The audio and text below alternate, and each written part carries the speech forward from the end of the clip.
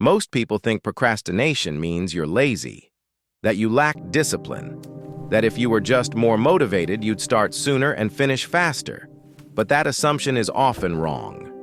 Procrastination isn't always about laziness. In many cases, it's a sign your brain is trying to protect you from overwhelm, from uncertainty, from the pressure to do something perfectly.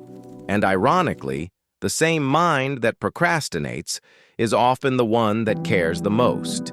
Today, we're going to talk about a simple idea that quietly breaks this cycle. It's called the 5-minute rule. The rule is simple. Instead of committing to finishing a task, you commit to doing it for just 5 minutes. That's it. No pressure to complete it. No expectations beyond starting. And surprisingly, this tiny shift can dissolve procrastination almost instantly. Here are 5 psychological reasons why it works. Number 1, starting is the hardest part.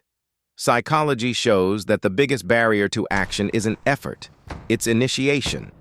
Your brain sees a large task, writing a report, cleaning your room, studying for an exam, and it interprets it as a huge energy investment. So it delays. But the moment you begin, something interesting happens. The brain stops imagining the task and starts engaging with it.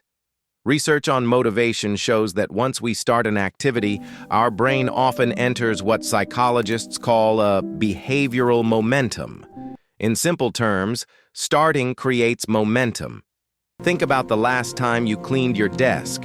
You might have told yourself you'd only move a few papers, but once you started, you wiped the surface, organized the drawers, maybe even vacuumed the floor. Not because you forced yourself to, but because the hardest barrier, starting, was already gone.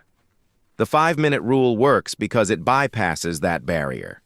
Number 2, it removes the pressure to be perfect.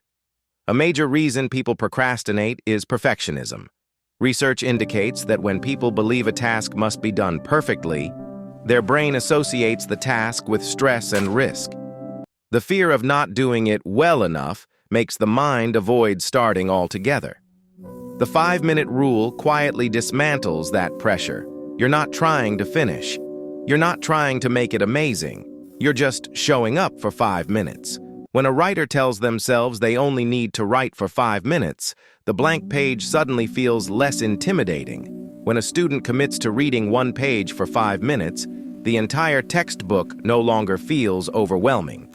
And once the pressure disappears, creativity and focus often return naturally.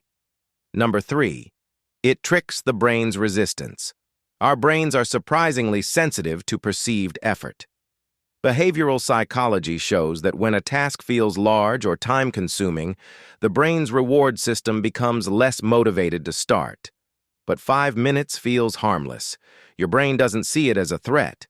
It's similar to telling yourself, "I'll just take a short walk." You step outside with no big commitment. But once you're moving, 10 minutes becomes 20, and suddenly you've taken a full walk without forcing yourself. The 5-minute rule works because it lowers the mental cost of action. Instead of climbing a mountain, you're just taking 1 step.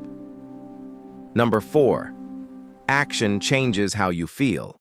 Many people wait for motivation before starting.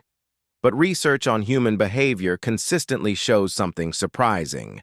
Motivation often comes after action, not before it. Once you begin a task, your brain starts releasing small amounts of dopamine associated with progress. That feeling of, "I'm doing something," creates a subtle sense of reward, and that reward fuels more action. This is why people often say, "I didn't feel like starting, but once I did, it wasn't that bad." The 5-minute rule leverages this principle perfectly. It doesn't ask you to feel motivated. It simply asks you to begin. Number 5, it builds trust with yourself. Every time you procrastinate, your brain quietly registers something. It learns that your intentions and your actions don't match. But when you follow through, even with something tiny, that relationship begins to change. Completing 5 minutes may seem small, but psychologically, it sends a powerful signal. I do what I say I'll do. Over time, these small promises compound. 5 minutes becomes 10, 10 becomes 30, and gradually the person who once struggled to start becomes someone who trusts their own momentum. Not because they suddenly became more disciplined, but because they learned how to work with their brain instead of fighting it. And here's the important part. The 5-minute rule doesn't require willpower. It requires permission. Permission to start small. Permission to be imperfect. Permission to move forward without knowing exactly how everything will turn out. If you've struggled with procrastination, it doesn't mean you're lazy. Often it means your mind is sensitive to pressure, expectations, and overwhelm. And that sensitivity isn't a flaw. It's a sign that you care about doing things well. The 5-minute rule simply gives that caring mind a gentle doorway into action. So the next time you're avoiding something, studying, writing, cleaning, exercising, don't tell yourself you have to finish. Just tell yourself this: 5 minutes. Start the timer. Begin. And let momentum take care of the rest. Because sometimes, the smallest step is the one that changes everything. If this insight resonated with you, consider subscribing for more videos that explore the psychology behind our everyday behaviors and the quiet strengths hidden inside them.